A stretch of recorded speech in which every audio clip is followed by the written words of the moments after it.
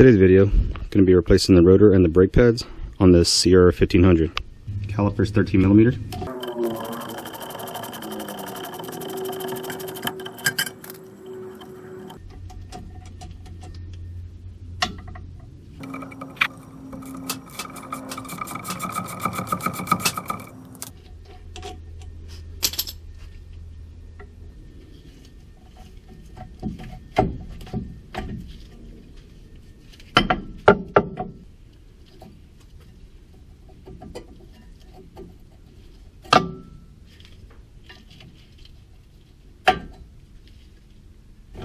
$18mm caliper mount.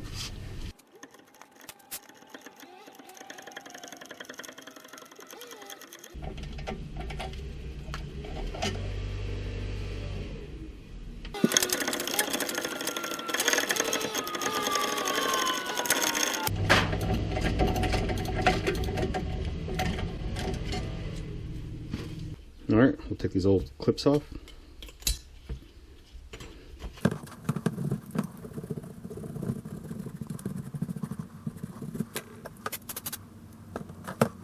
What I had to do with the old ones that makes them sit correctly, you got to bend them in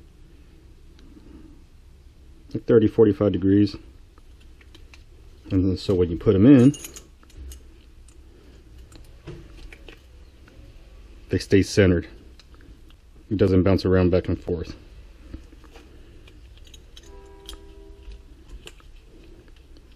And there you go. Now with the guide pins, pull them out. We're going to go ahead and clean off all this old grease.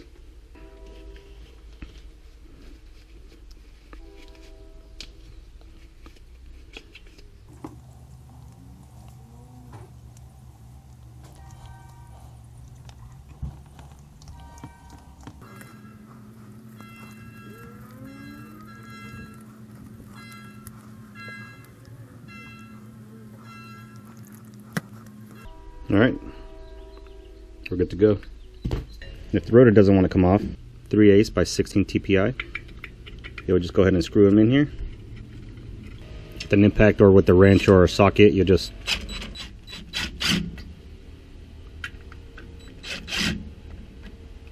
pull it away, and then you can just slide it off.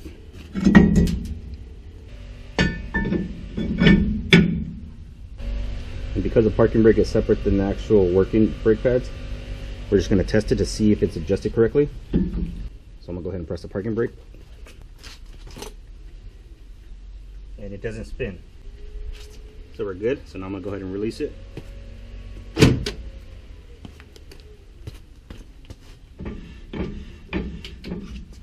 Go ahead and put some blue thread lock.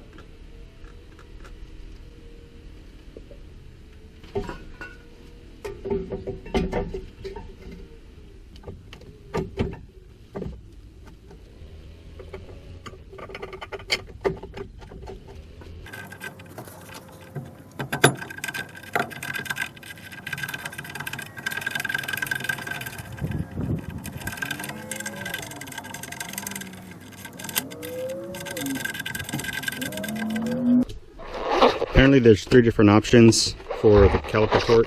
Right here, you see mine is a JD9. There's also a JH6 and a JH7. So you would have to look it up for your specific one.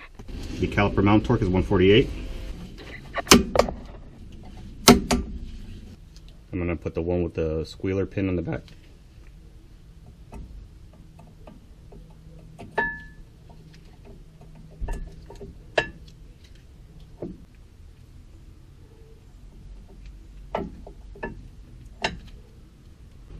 You'll want to take off the cap to make sure it doesn't overflow.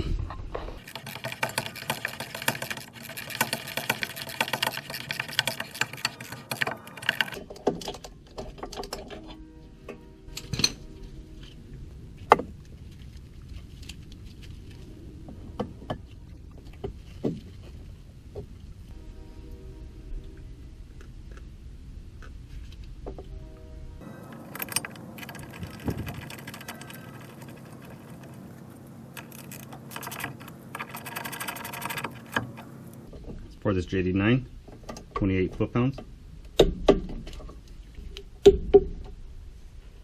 And there you go. New rotors, new pads. Since we compressed the pistons, we're going to go ahead and press to take any slack out. And that's how you replace the rear rotors and pads. Hopefully this video helps y'all. You have a good one.